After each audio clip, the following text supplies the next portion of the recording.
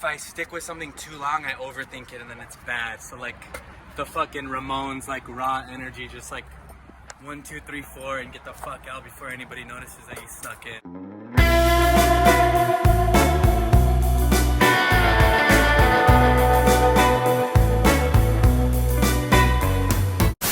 What's up? I'm Joel Jimenez, Joel Jaime Jimenez to be exact, and I'm from Northeast Los Angeles, also known as Frogtown.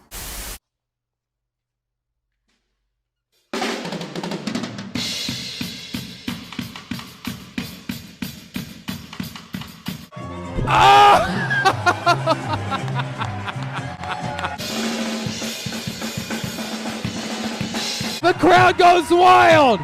For all you hipsters and gentrifiers, welcome to my home.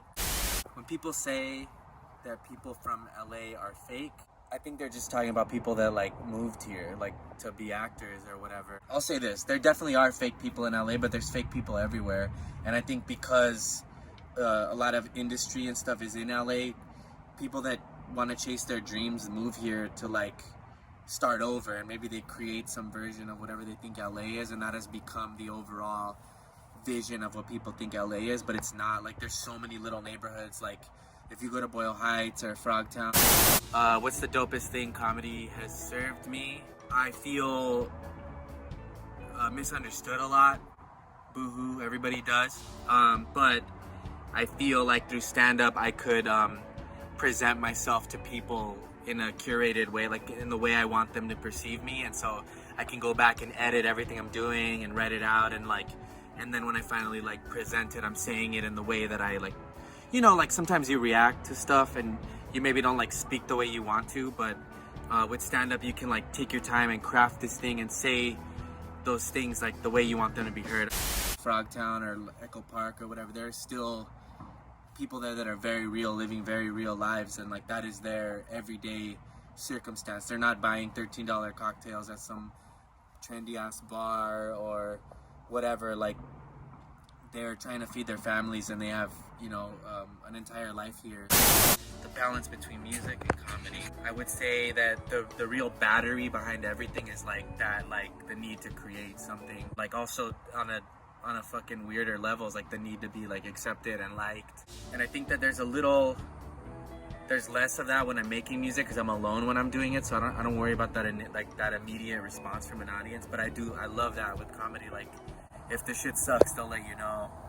And with music, you gotta do it, then release it, and then you know if it sucks or not. But I don't fucking know. The balance is just life, you know. It's just fucking something LA transplants should know. I don't know, lower your expectations. It's everybody thinks LA is like Beverly Hills. Like you see it in the movies, you see the palm trees, then you get here and you're like, oh, it's dirtier than I thought it was. Or it's like there's a lot of Mexicans here. Get used to that, because we're fucking here. Get to know your neighbors, man. That's a big one. All you transplants, you move here, get to know your neighbors, say hello, don't be afraid. Don't believe the hype, you know, mix with the culture, whether it's like smoking weed or like sharing like beers or a barbecue or something, like, you know, that shit, like, that's community that brings people together, and like, we welcome anybody with open arms, but you just can't have your nose in the air acting like you discovered the place. I don't know, I've gotten to see the world and gotten to work with a lot of people that I really respect, and that's been amazing, man. I can't like believe some of that shit. I mean, I was playing drums with Pauly Shore for a little while. When you see those stars and they come down Hollywood Boulevard, some that you recognize, some that you haven't even heard about. That was crazy. I mean, like, you show up and you're like, damn, I'm at Pauly Shore's house, and he's super nice, and it was cool. I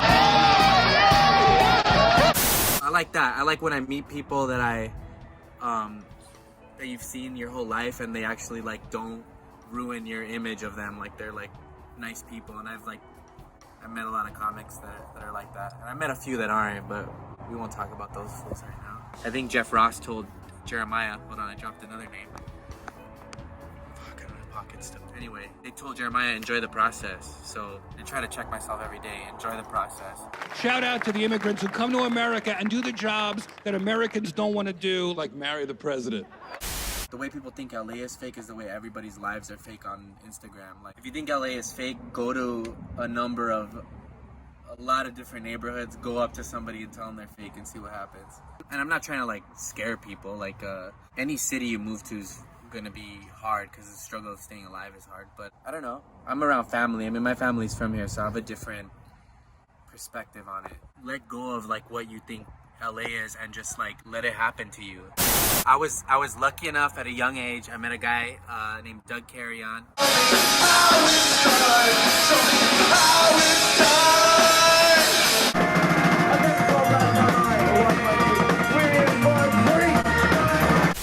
Another name drop. Still don't have any pockets. He played on the Descendants, you know, shout out to the South Bay. I met him, I was interning for this record label at the time, and he taught me all about the DIY ethic, and it saved my life so many times because like if you're out there and you don't have money or whatever, like you can still make shit happen for nothing. I mean, like, so I've got a bunch of bullshit here, I'll show you guys. Like this is literally like a children's, like a toy. I bought this shit at a thrift store. And then went to the drum shop. I bought a drum head, and then I just fucking spray painted the shitty one that was on there. Bam, Kill Tony. Became a part of Kill Tony. Look at that. Fucking fast forward, whatever. Then when we got to the main room, I made this shit. I got a sticker guy. All right, he works at the Eagle Rock Plaza. I don't know if they call it that anymore. It's the Westfield something. Makes these. I don't know if that's DIY because he did it, but technically I put the sticker on, so I guess so. And I know I just said if you don't have money, but you also don't need this. You could buy used ones at, there's like a lot of rehearsal studios will sell their old shit. You could buy an old one or fucking, I don't know, make it out of duct tape. Get a fucking, I don't know, you get it. Be creative. Like when I was in a punk band, right, like I drew, this was like the logo, right? 2 snakes with mohawks. What's more punk than that? Probably a lot of things. I made this jacket. Look at that. This was all just throwaway leopard shit. I got these are old t-shirts. They're not even patches. And I sewed these all by hand. So, you know, if you want to be fashionable, you can do it too. When I was growing up, there was a company called Orange County Drum and Percussion, and like they got really famous for these vintage snares, and like they're fucking expensive. They start at like over $500 for like the basic. So I had a cheap like fucking drum frame. My dad had like a door handle cutter. We blasted holes in there. I like sanded it. I painted it. I mean, it's shit now, but it was really good to me for a long time. This guitar, Chinatown, baby. I don't even remember how much it cost. It was very, very cheap. You know, some paint, some fucking stickers later. You got yourself a freaking guitar. That's pretty cool, dude. A hand-drawn flyer right there. Not, you know, I don't know if it's impressive. There you go, southbaypunk.com. Look at that.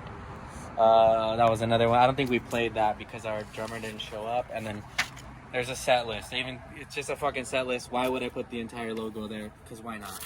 Do whatever the hell you want. I don't know why I went on this thing. I think that like it's so often we're like we feel like we can't do something because we can't afford it or we don't know how to do it. But like I promise, if you like try to figure it out yourself, you will do it, and then you'll feel even better about the finished product because like now your DNA is like in it.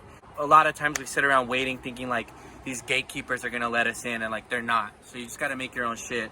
And fuck, I had another thing to say that was important. Fuck. What is it? My definition of success is to do what I want and to live a healthy, happy life. And you know, if the shit ever hit the fan, to have like a couch to sleep on because I was kind to other people. Break the rules, go do shit yourself, and don't fucking let anybody tell you that you can't. We all want to help one another. We all want to help one another. We all want to help one another. We all want to help one another. In deep thought as the time passes, I think not about the product, cause I'm caught up in these wine glasses. New batches of burn matches, second chances, and at some point I'll pay my fucking taxes. Wanna live happy, not so goddamn stressed, but that's a goddamn. Look, before this shit started, I said, hey dad, I'm doing an interview, I'm gonna do it in the yard. Don't fuck it up, and then look what happens. I'm doing a fucking interview, dad, leave me alone, man. I'm just kidding, I love the guy.